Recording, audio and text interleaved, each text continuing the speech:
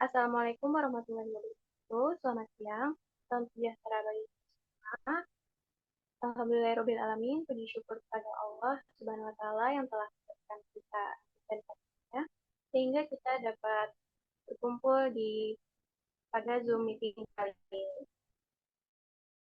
Yang terhormat yaitu Ibu Karina Milisanti SSPD selaku dosen pengampu kajian Protafiksi Indonesia. Perkenalkan, saya Alia Sapitria Tania dengan nomor NPM 2310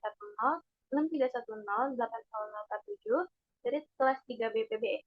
Pada kesempatan kali ini, saya akan mempresentasikan hasil dari analisis cerpen budak karya Oka Rusmini dengan kajian sastra feminis.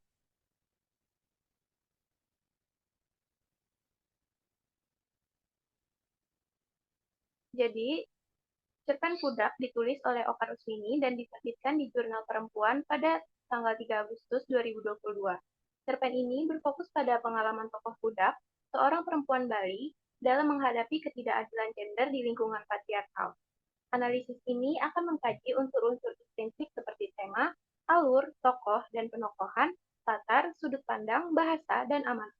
Selain itu, analisis ini juga akan membahas unsur intrinsik, khususnya ketidakadilan gender dan representasi penindasan perempuan sebagai bagian dari sistem patriarki. Pendekatan pada analisis ini menggunakan unsur intrinsik menurut Burhan Nurdiantoro dan pendekatan feminisme Marxis untuk mengkaji ketidakadilan gender. Tujuan analisis ini yaitu untuk menganalisis unsur-unsur intrinsik dan ekstrinsik pada cerpen budak, lalu relevansinya yaitu untuk menunjukkan perjuangan perempuan dalam konteks modern dan relevansi sastra sebagai media kritik sosial.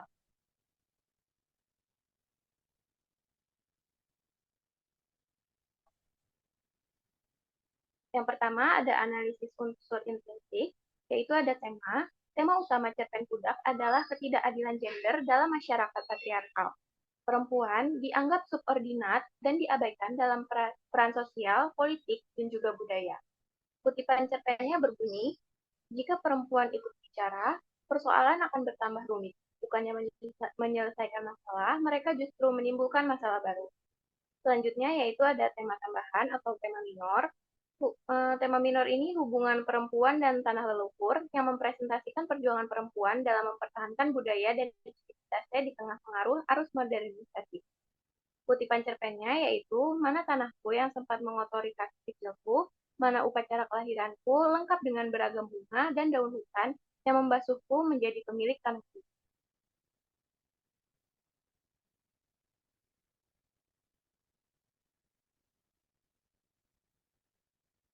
Selanjutnya ada alur.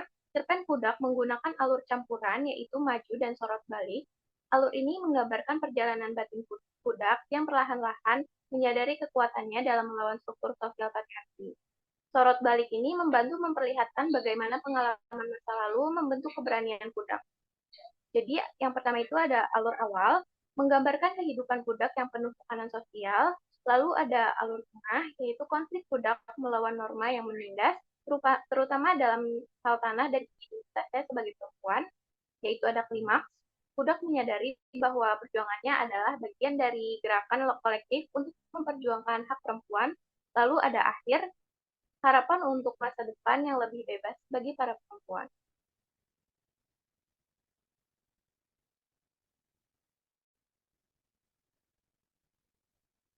Selanjutnya di sini ada tokoh dan penokohan. Tokoh utama dalam cerpen budak adalah Niluh Putu Budak. Budak digambarkan sebagai perempuan yang pendiam, introspektif, tetapi kritis terhadap ketidakadilan. Lalu tokoh tambahan dalam cerpen ini adalah ibu budak, Ni Ketut Melati. Meskipun ibunya tidak hadir secara fisik dalam cerpen, pengaruhnya ini sangat besar terhadap karakter dan perjalanan hidup budak. Jadi pada tabel di sini bisa terlihat bahwa tokoh Nielu Putu Budak ini sifatnya pendiam, introspektif, dan kritis. Kutipannya itu ada di aku lebih senang mendengarkan. Sekarang ini terlalu banyak orang yang bicara, terlalu banyak orang sok tahu. Lalu ada tokoh Ni Ketut Melati, yaitu ibu budak. Sifatnya itu pasif dan menerima patriarki dengan lapang dada.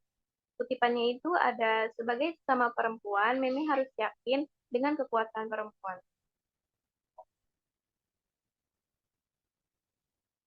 Selanjutnya di sini ada latar. Latar ini terbagi menjadi tiga. Yang pertama yaitu ada latar tempat. Latar tempat cerpen Pudak ini adalah desa konservatif yang jauh dari modernisasi. Desa ini menjadi simbol stagnan sosial dan pembatasan terhadap perempuan. Kutipan yang menggambarkan latar tempat adalah di sebuah desa yang jauh dari hiruk-pikuk kota, kehidupan tak berjalan lambat. Selanjutnya adalah latar waktu. Latar waktu dalam cerpen ini tidak dijelaskan secara spesifik, namun digambarkan di masa lalu, di mana norma patriarkal sangat dominan. Kutipan yang menggambarkan latar waktu adalah pada masa-masa itu, perempuan harus menuruti kehendak keluarga tanpa ada kesempatan untuk memilih jalan hidupnya. Selanjutnya yaitu adalah latar sosial budaya. Cerpen ini juga mengungkapkan latar sosial budaya yang kental dengan sistem patriarki yang menempatkan perempuan sebagai kelas kedua. Perempuan dipandang sebagai objek yang harus memenuhi harapan masyarakat. Kutipan yang menggambarkan latar sosial budaya adalah kehidupan perempuan seperti pupuk yang terus diberi kepada tanaman agar bisa tumbuh, meski tak pernah bertanya apa yang diinginkan.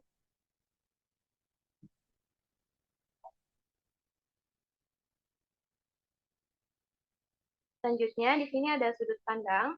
Pada cerpen Pudak, sudut pandangnya menggunakan sudut pandang orang ketiga serba tahu, yang dimana narator mengetahui seluruh pikiran, perasaan, dan konflik yang dialami oleh tokoh. Kutipan yang menggambarkan sudut pandang ini adalah Pudak tahu bahwa kehidupannya diatur oleh tatanan yang tidak adil terhadap perempuan. Namun, ia tetap bersikuku untuk bertahan. Keuntungan dari sudut pandang ketiga ini yaitu memberikan ruang untuk menggambarkan realitas sosial yang kompleks seperti ketidakadilan gender. Lalu manfaat dari sudut pandang ketiga pada cerpen ini yaitu untuk memperlihatkan sudut pandang Pudak dan orang-orang di sekitarnya sehingga kritik sosial lebih tajam dan menyeluruh.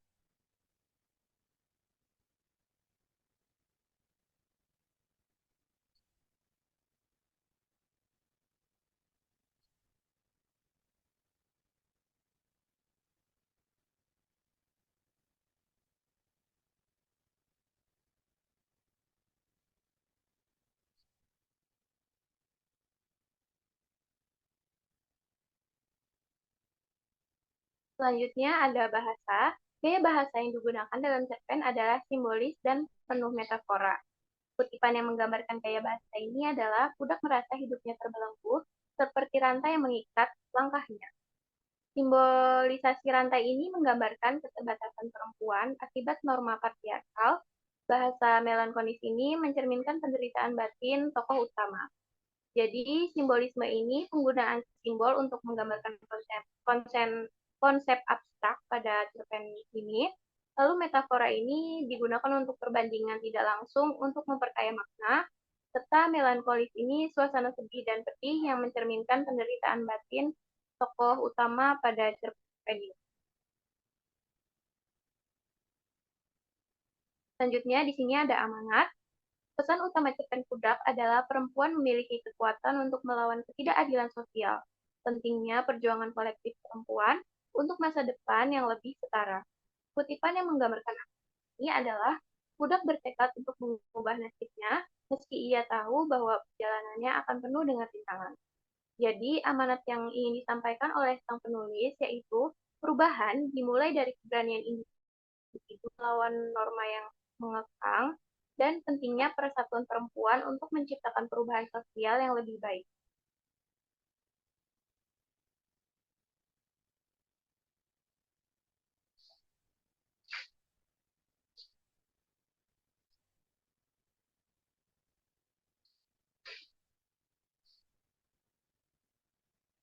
Selanjutnya di sini ada unsur etrinsik. Yang pertama yaitu ada bentuk ketidakadilan gender.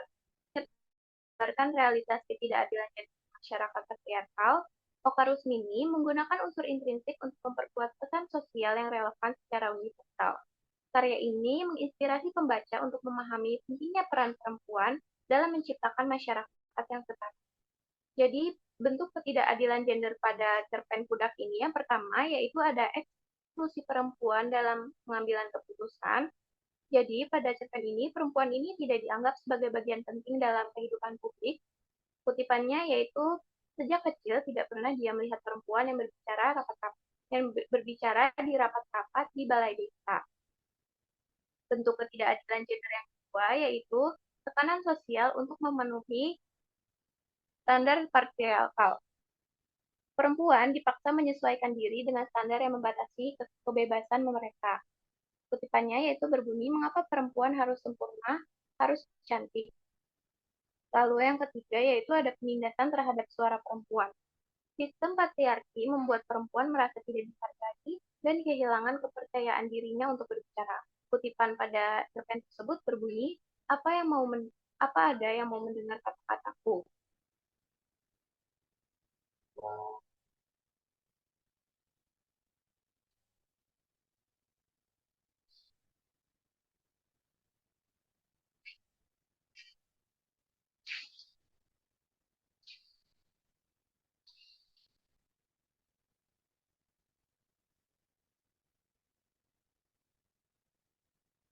Lalu di sini yaitu ada perjuangan tokoh utama. Perjuangan tokoh utama ini terbagi menjadi tiga. Ada faktor perjuangan. Yang pertama yaitu melawan ketidakadilan gender. Budak menyadari posisi perempuan yang dianggap subordinat dalam masyarakat patriarkal. Ia berusaha mempertahankan hak atas tanah leluhur sebagai simbol identitas dan keberlangsungan hidupnya. Yang kedua, mempertahankan hak atas tanah leluhur. Tanah tidak hanya simbol material, tetapi juga warisan budaya yang menggambarkan perjuangan perempuan menjaga tradisi.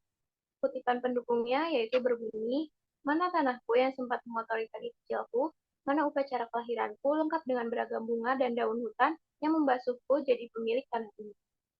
Lalu perjuangan tokoh utama yang kedua yaitu proses perjuangan. Pertama ada kesadaran awal. Budak menyadari ketidakadilan yang diwariskan oleh sistem patriarkal sejak kecil ketika perempuan tidak memiliki suara dalam pengambilan keputusan. Yang kedua yaitu ada tantangan. Budak menghadapi pandangan negatif dari sesama perempuan yang memilih untuk tunduk pada norma yang mengekangnya.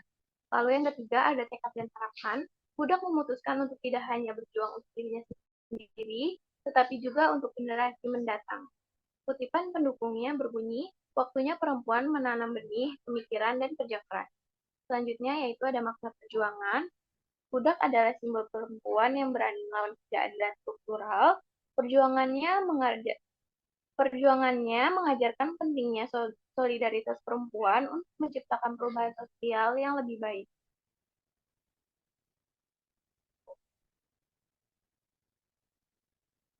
Baik, di sini ada kesimpulan.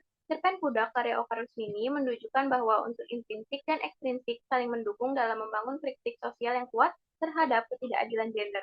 Melalui tema utama tentang perjuangan perempuan melawan sistem patriarkal, alur campuran memperlihatkan perjalanan batin budak yang berusaha melawan norma yang mengekangnya. Tokoh budak digambarkan sebagai perempuan pendiam tetapi kritis, mencerminkan kekuatan dalam diam untuk melawan ketidakadilan. Latar desa konservatif menjadi simbol stagnan sosial, sementara gaya bahasa yaitu simbolis yang memperkuat kesan emosional dan kritik terhadap ketidakadilan sosial. Secara ekstrinsik, cerpen ini mencerminkan kondisi masyarakat patriarkal di mana perempuan dipinggirkan dengan pendekatan feminisme marxis yang menekankan bahwa ketidakadilan terhadap perempuan adalah hasil dari struktur sosial yang menindas. Secara keseluruhannya, Budak adalah karya yang tidak hanya estetis, tetapi juga menjadi refleksi tajam tentang pentingnya perjuangan perempuan untuk kesejahteraan dan pelestarian identitas budaya.